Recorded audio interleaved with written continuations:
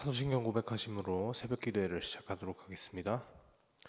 전능하사 천지를 만드신 하나님 아버지를 내가 믿사오며 그 외아들 우리 주 예수 그리스도를 믿사오니 이는 성령으로 잉태하사 동정녀 마리아에게 나시고 본디오 빌라도에게 고난을 받으사 십자가에 못 박혀 죽으시고 장사한 지 사흘 만에 죽은 자 가운데서 다시 살아나시며 하늘에 오르사 전능하신 하나님 우편에 앉아 계시다가 저리로서 산 자와 죽은 자를 심판하러 오시리라.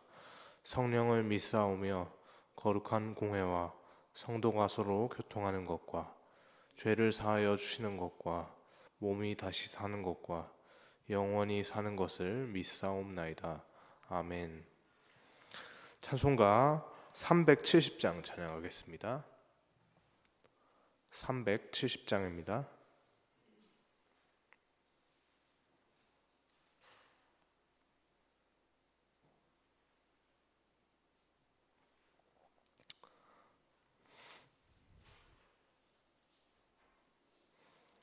주 안에 있는 나에게 딴 근심이 있으랴 십자가 밑에 나가 내 짐을 풀었네. 주님을 찬송하면서 할렐루야 할렐루야 내 앞길 멀고 험해도 나 주님만 따라가리. 그 두려움이 변하여 내 기도 되었고 전날의 한숨 변하여 내 노래 되었네. 주님을 찬송하면서 할렐루야 할렐루야 내 앞길 멀고 험해도 나 주님만 따라가리. 내 주는 자비하셔서 늘 함께 계시고 내 궁핍함을 아시고 늘 채워주시네. 주님을 찬송하면서 할렐루야 할렐루야 내 앞길 멀고 험해도 나 주님만 따라가리. 내 주와 맺은 언약은 영불변하시니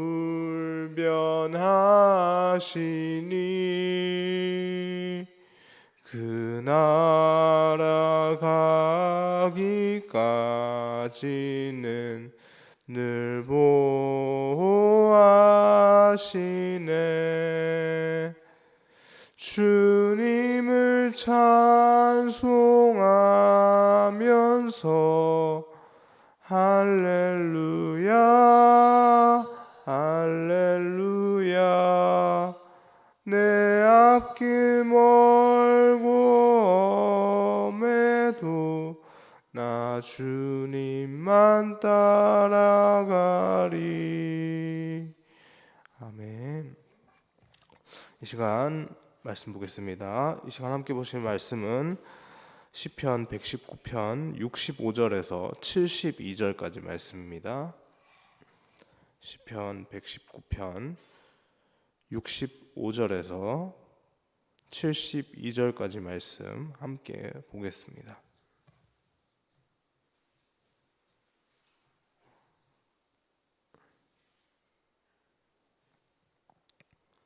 119편 65절부터 72절까지입니다. 네, 찾으셨으면 저와 여러분 한 절씩 교독하고 마지막 절 함께 읽겠습니다. 제가 먼저 65절 말씀 읽겠습니다. 여호와여, 주의 말씀대로 주의 종을 선대하셨나이다.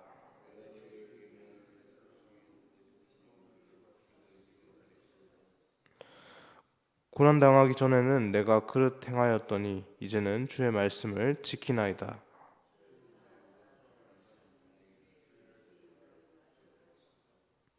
교만한 자들이 거짓을 지어 나를 치려 하였사오나 나는 전심으로 주의 법도를 지키리이다.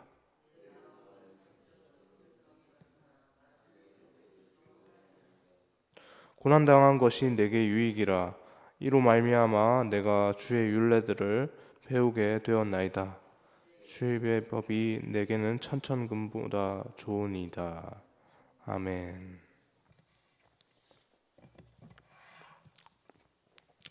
네, 어제는 우리가 어린이 주일로 지켰습니다. 그리고 오늘은 어제가 5월 4일 어린이 주일이었고 오늘은 제가 찾아보니까 어린이날인데 103주년 된 어린이날이더라고요. 네, 벌써 100년이 훌쩍 지난 아주 우리나라에서 또 유서 깊은 날이 되지 않았나 그런 생각들을 해보게 되는데요. 그렇게 어린이날로서 오늘도 법정 공휴일로 지키지 않습니까? 제가 근래 들어서 월요일날 새벽기도 나온 것 중에 많은 분들이 이렇게 안 계셨던 적도 상당히 오랜만인 것 같은데 아무래도 좀 이런저런 뭐 연휴의 영향이 또 있지 않았나 뭐 그런 생각들을 해봅니다. 물론 안 나오신 분들을 정죄하는 것도 아니고요. 어떤 각자의 상황들이 있으니까 각자의 자리에서 기도하고 하는 것이 저희의 성도된 자세이다 생각도 되는데 참 이런 이 법정 공휴일로 이렇게 지키게 되는 이 연휴 가운데서 또 참 공교롭게 오늘 이 날이 또 어린이날인 동시에 또 달력을 보신 분들은 아시겠지만 불교 관련 기념일이 같은 날에 딱 끼어가지고 원래 오늘이 딱 그 날이 딱 무슨 날인지 아시겠죠? 네, 그날 딱 같은 겹친 날이 딱 돼가지고 원래는 이제 오늘 딱 어린이날 딱 드리면 이제 연휴 끝인데 이제 오늘이 딱 그날이 딱 겹치는 바람에 내일까지 이제 그 연휴가 연장이 돼가지고 대체 공휴일로서 그렇게 돼가지고 내일까지 이렇게 되었습니다. 네, 그래서 지난주 노동절 징검다리 연휴까지 더해서 막 참 긴 시간이 이렇게 막 우리의 연휴 기간으로 쉼의 기간으로 또 주어지지 않았습니까? 이 쉼의 기간을 우리가 주님의 은혜 가운데서 잘 보내는 것이 참 우리에게 또 하나님께서 또 주시는 또 은혜의 길이지 않나 그런 생각들을 해보게 되는데요.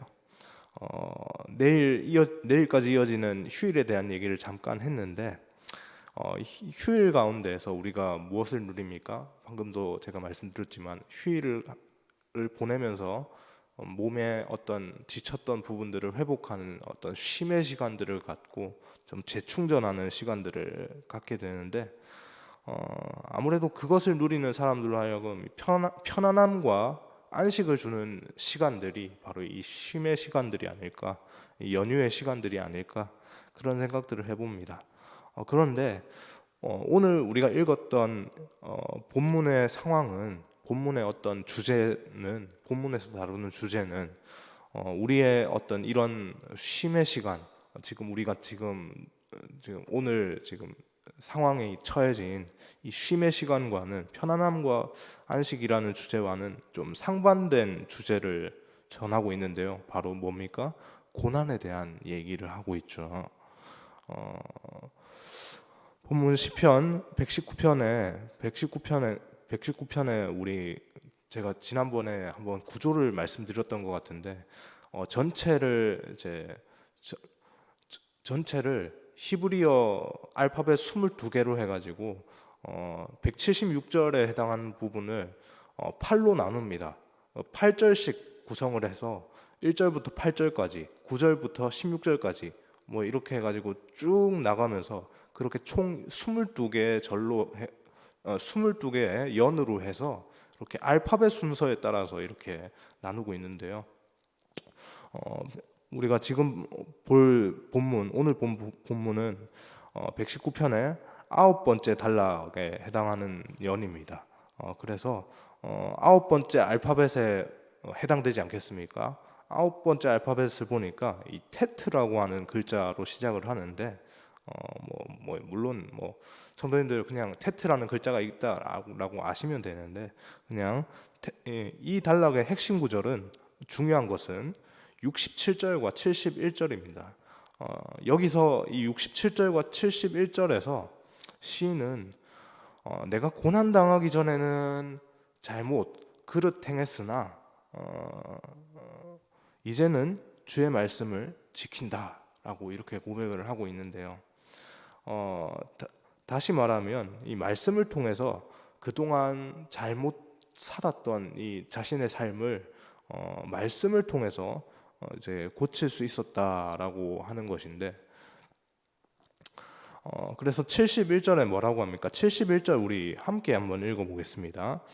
고난 당한 것이 내게 유익이라 이로 말미암아 내가 주의 율례들을 배우게 되었나이다라고 되어 있습니다.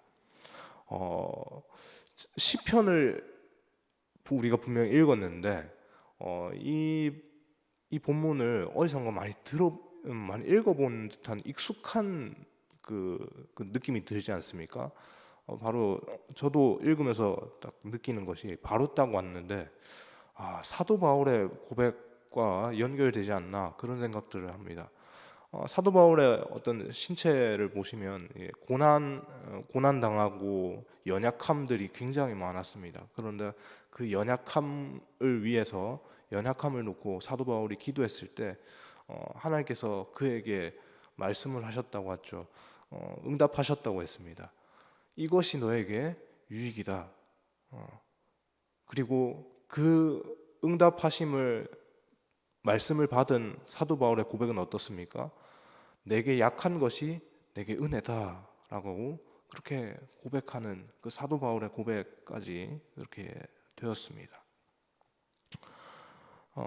고난 당한 것이 유익이다라고 또 시인 또한 이렇게 고백을 하고 있죠.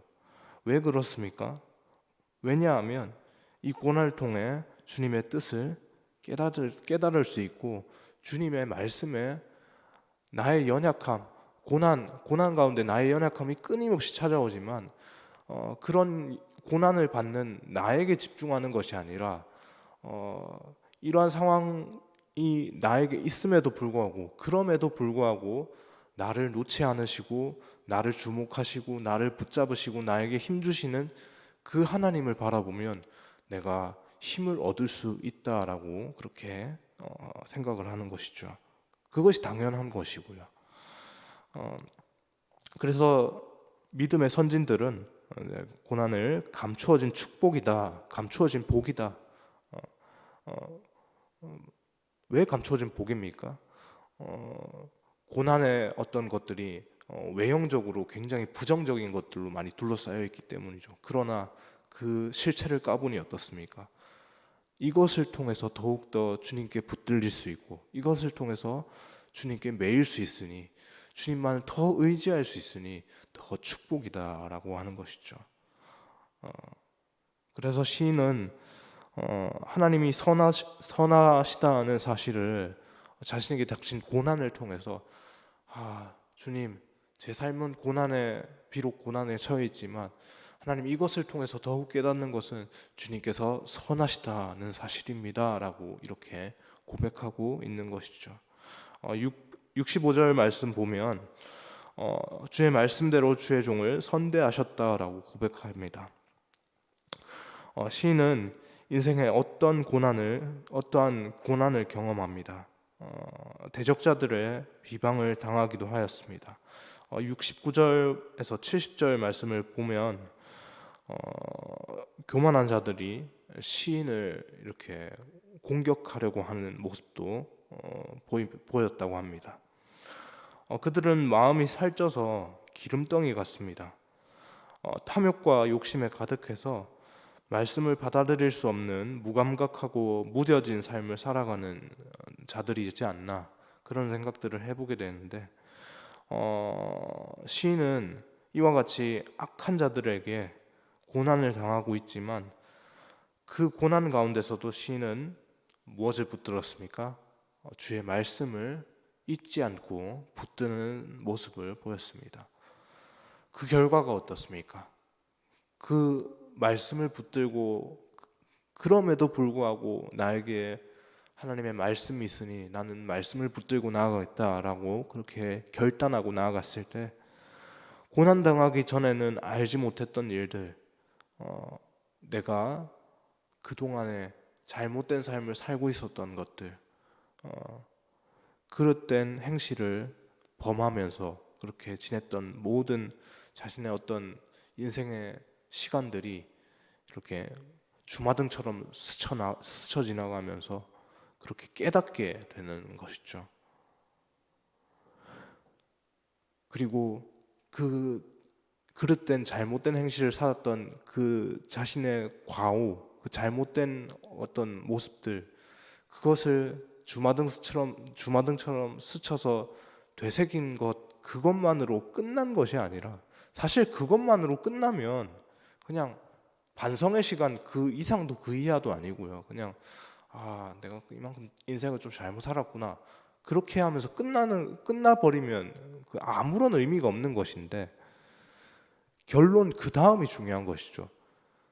내 인생의 어떤 그 잘못된 그 과오들이 계속해서 끊임없이 내 인생에서 반복되고 지나왔음에도 불구하고, 그럼에도 불구하고 하나님께서 하나님의 그 말씀대로 나를 얼마나 사랑해 주셨는가, 나의 그 연약함에도 불구하고 나를 얼마나 붙들어 주시고 함께 해주시고 사랑해 주셨는가, 라고 그렇게 선대해 주셨는가, 그것을 알게 되었습니다.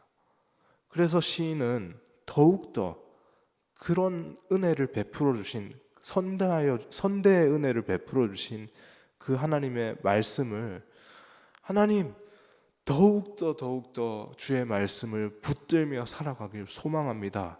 주님, 말씀을 가르쳐 주십시오.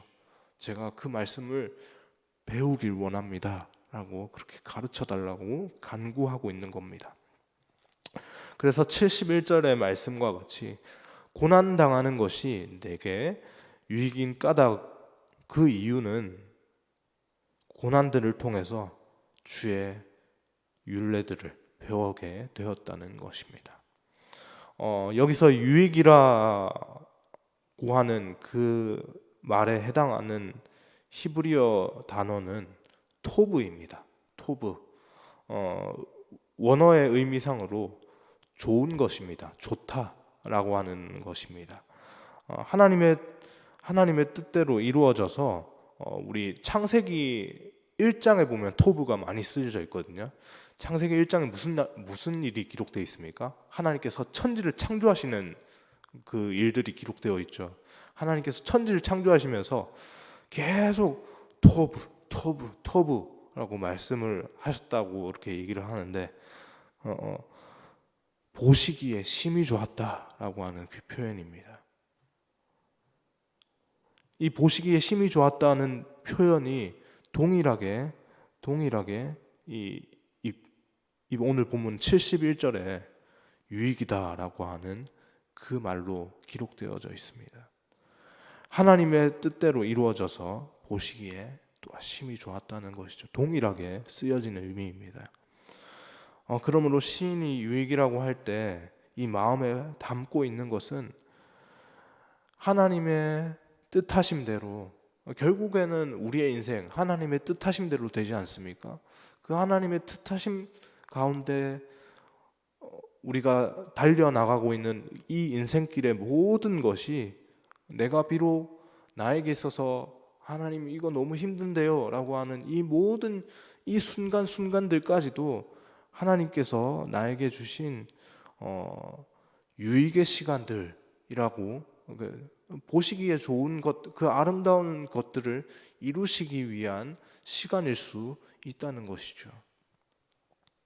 그래서 시인은 72절에서 주의 입의 법이 내게는 천천금은보다 좋다라고 그렇게 고백을 하고 있는 것입니다. 여기서 천천금은은 무한대의 금은보화, 아주 그냥 한없이 쌓여져 있는, 셀 수 없을 정도의 큰 재물을 지칭하는 것으로 읽어야 합니다. 천 돈짜리 그런 것은 아니고요. 숫자에 딱 천에 해당하는 것은 아닙니다. 천을 아득히 넘는 엄청나게 큰, 상상할 수도 없는 큰 금은 보화로 우리가 해석을 하는 것이죠. 그 시인은 고난을 통해서 주님의 말씀이 내게는 너무나도 크게 다가오는 지상 최고의, 내가 누릴 수 있는 지상 최고의 금은 보화와 같다라고, 무한대의 금은 보화와 똑같다라고 그렇게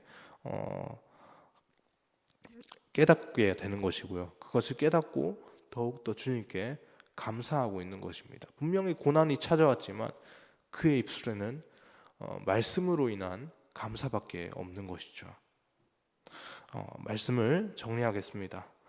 공휴일인 오늘, 또 내일까지 이어지는 공휴일 연휴의 상황 속에 있는 우리의 모습 가운데 우리가 누리는 쉼이라는 이 어떤 상황과는 다소 거리가 멀게 느껴지는 고난에 대한 말씀을 살펴보았는데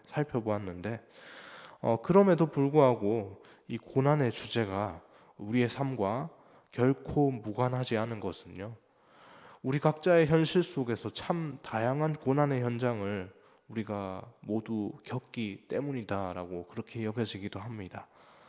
우리는 때때로 나만 고난을 당하는 것 같고, 내가 문제가 있어서 문제 있는 나에게만 이런 암담한 현실이 펼쳐진 것 같다라고 그렇게 어쩌면 생각하게 될지도 모르겠습니다. 우리에게 다가온 고난의 파도가 너무 크게 느껴져서 우리의 마음을 한없이 낮추게 만들고 한없이 꺼지게 만들어서 침체되게 만들어서 계속해서 그렇게 땅바닥으로 기어 들어가는 우리의 마음들을 그렇게 만들려고 하는 그런 것들이 있지 않나, 그런 생각들을 해보게 되는데요.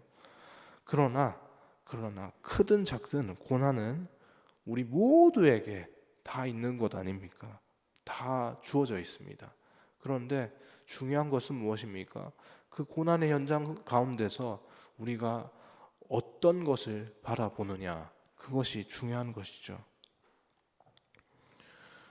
내게 주어진 이 고난의 현장 가운데서 이 고난을 바라보면서 이 시련과 고통에 대한 감정, 어렵다, 힘들다, 이것에만 매몰되는 것이 아니라 그 고난의 현장 속에서도 그럼에도 불구하고 내 손을 놓지 않고 붙잡으시고 일으키시는 그 하나님의 말씀을 우리가 바라보아야 합니다. 그렇기 때문에 고난이 결코 저주의 시간이 아닙니다. 우리가 뭔가 잘못해서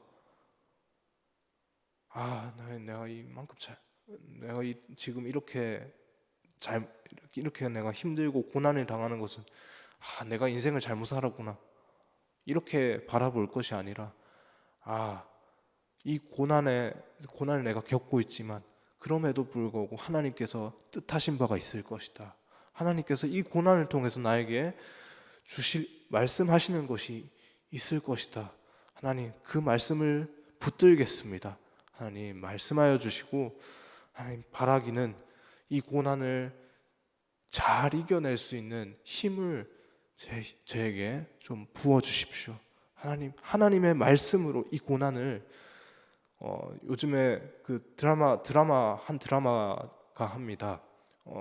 슬기로운 전공의 생활, 언젠가는 슬기로울 전공의 생활이라는 드라마인데 계속 어떤 그 드라마인데 어, 이, 이 고난을 주님께서 주시는 말씀 붙잡고 제가 슬기롭게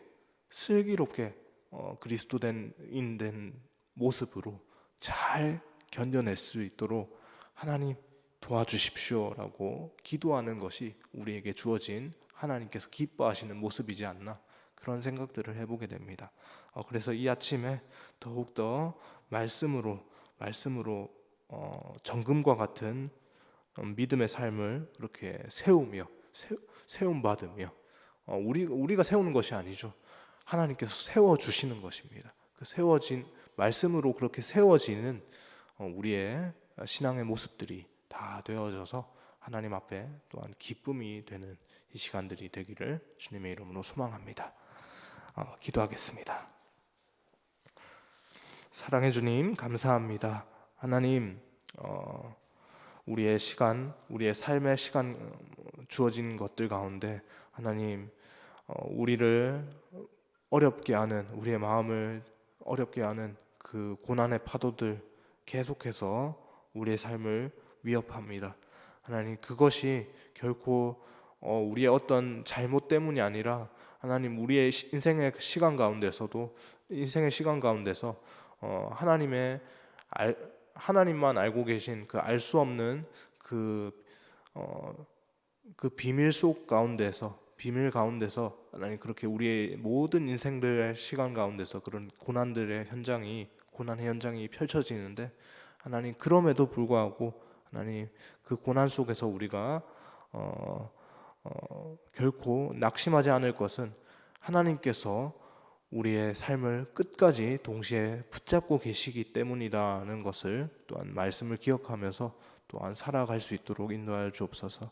하나님 우리가 고난에 집중하는 것이 아니라 우리 고난을 넘어서 그럼에도 불구하고 그것으로 끝나는 것이 아니라 말씀으로 우리를 일으키시는 그 하나님의 인도하심을 바라보며 그 하나님께 집중하며 살아가는 우리의 인생들이 되어질 수 있도록 인도하여 주옵소서. 그것을 통해서 하나님께만 더욱더 영광 돌려드리는 우리의 모든 일상이 되기를 간절히 소망하오며 이 모든 말씀 살아계신 예수님의 이름으로 기도합니다. 아멘.